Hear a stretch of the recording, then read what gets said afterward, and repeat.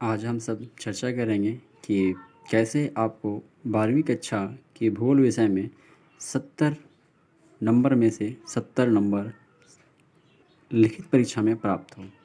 आप सभी ने ध्यान दिया होगा कि जो नया किताब आया था आप सभी का उसमें बहुत सारे चैप्टर्स हैं जो पुराने बुक में थे और नए बुक में नहीं है।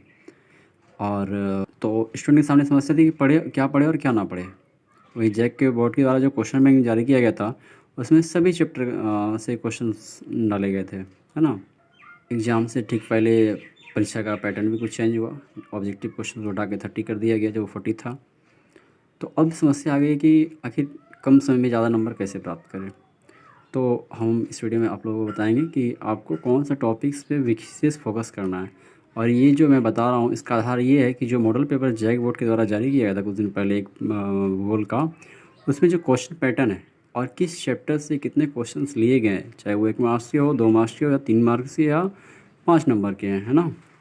उस आधार पे जब मैंने उसका देखा क्वेश्चंस को कि किस चैप्टर से कितने क्वेश्चंस लिए गए हैं, तो कुछ सामने आया बहुत सारी बातें। तो मैं उसको आपके सामने शेयर कर रहा हूँ। आप लोग मुझे लगता है कि ये तरीका भी आप लोगों के लिए शायद बहुत ही अंकदायी हो सकता है।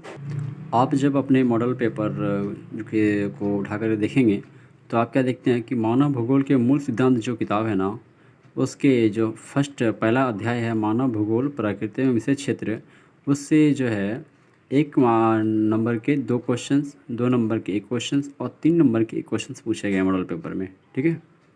वहीं अध्याय 2 से देखिए विश्व जनसंख्या वितरण घनत्व और वृद्धि से 1 नंबर के क्वेश्चन, 2 नंबर के क्वेश्चन और 5 नंबर के क्वेश्चन पूछे गए हैं, ठीक है। उसी तरह फिर देखते हैं मानव विकास से 1 नंबर के 2 क्वेश्चन पूछे गए हैं। प्राथमिक क्रियाएं से आपको कुल मिलाकर के जो है 2 नंबर के 2 क्वेश्चन पूछे गए हैं और 1 नंबर के 2 क्वेश्चन पूछे गए हैं, यानी कि 4 और 2 6 नंबर इसमें से आया है। उसके बाद द्वितीय क्रिया से भी है। द्वितीय क्रिया से 2 नंबर्स के 1 क्वेश्चन पूछे गए हैं और 3 नंबर के भी 1 क्वेश्चन पूछे गए हैं। उसी तरह तृतीयक और चतुर्थ क्रियाकलाप से भी जो है उसमें सिर्फ 5 नंबर का 1 क्वेश्चन पूछा गया है, ठीक है। इसी तरह परिवहन और संचार से भी क्वेश्चन आया है, 3 नंबर का 1 और 1 नंबर का 1 क्वेश्चन आया है। अंतर्राष्ट्रीय व्यापार से जो है 2 नंबर के 1 क्वेश्चन पूछे गए हैं और 1 नंबर के क्वेश्चन पूछे गए हैं। उसी तरह मानव बस्ती से जो है, ये मानव बस्ती बहुत ज़्यादा इंपॉर्टेंट है, हालांकि नए वाले बुक में ये चैप्टर्स नहीं है शायद, एक बार देख लीजिएगा, शायद नए कुछ बुक में नहीं है नई वाली किताब में। तो मानव बस्ती से जो है 3 नंबर के क्वेश्चन रहेंगे, 1 नंबर के क्वेश्चन रहेंगे और 5 नंबर के क्वेश्चन रहेंगे, यानी कुल मिलाकर के 9 नंबर सिर्फ मानव बस्ती से रहने वाले हैं। और मानव बस्ती को इस हिसाब से मानव भूगोल के मूल सिद्धांत से, तो ये मेरे हिसाब से ये चैप्टर को देखना बहुत ज़्यादा इंपॉर्टेंट रहेगा। बाकी जो चैप्टर है उसका मैंने नंबर एनालिसिस करके बता दिया आपको, जो सही लगे आप अपने हिसाब से कर सकते हैं उसको। आपका एक और किताब है भारत, लोक और अर्थव्यवस्था, है ना।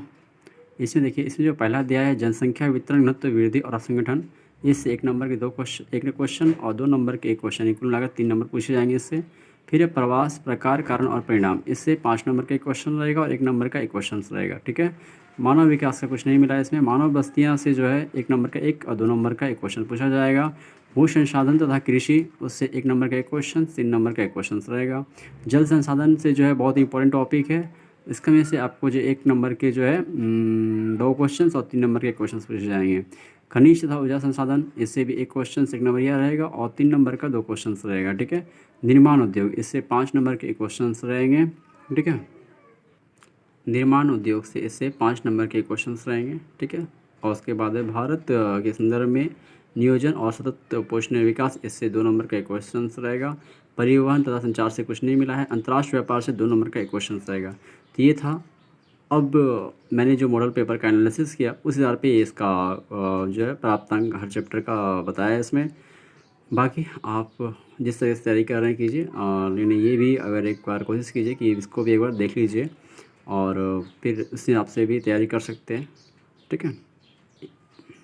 इस बात का ध्यान रखना है कि जो भी ऑब्जेक्टिव सवाल रहेंगे वो सबको सॉल्व करना है, एक भी छोड़ना नहीं है, याद रखिएगा।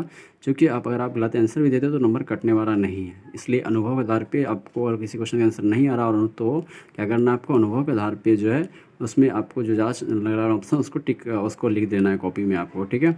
याद रखिए इस परीक्षा में आपको OMR सीट नहीं मिलने वाला है, आपको आंसर लिखना है। तो ये भी ध्यान रखना है कि जो आप लिख रहे हैं वो शब्द जो है वो सही होना चाहिए, शब्द का में जो मात्रा वगैरह होता है उसको ध्यान से लिखना है ताकि अपन नंबर कटे नहीं एग्ज़ाम में, ठीक है। और ज़्यादातर जो क्वेश्चंस पूछे जाते हैं वो उस चैप्टर से पूछे जाते हैं जो मुद्दे वर्तमान में बहुत ही ज्वलंत है, जैसे जल का प्रॉब्लम्स है, खनिज जो समाप्त होने के कगार पे बहुत सारे, तो ऊर्जा संसाधन, ये सब चैप्टर बहुत इंपॉर्टेंट है, ठीक है। उसी तरह मानव विकास भी इंपॉर्टेंट है, मानव बस्ती भी इंपॉर्टेंट है, क्योंकि मानव बस्ती जो है वो लोग अभी जो है बहुत बड़े पैमाने पर प्लान कर रहे हैं, शहरों में काम के लिए जा रहे हैं, तो क्यों जा रहे हैं, क्या प्रॉब्लम्स है उनका, गांव में क्या स्थिति है जो उसको वापस जाना होगा, शहर जाना, क्योंकि गांव में क्या प्रॉब्लम जो शहर जाना पड़ता है उनको। तो ये सब जो है बहुत ही ज्वलंत मुद्दे हैं, तो ये सब पे क्वेश्चन ज़्यादातर रहने के चांस है, इसलिए ध्यान से आप लोग जो है इसका तैयारी कर लीजिए। सब चैप्टर का जो देख रहे हैं आपके सामने तो सबका एनालिसिस कर दिया गया, ठीक है। फिर बहुत बहुत धन्यवाद।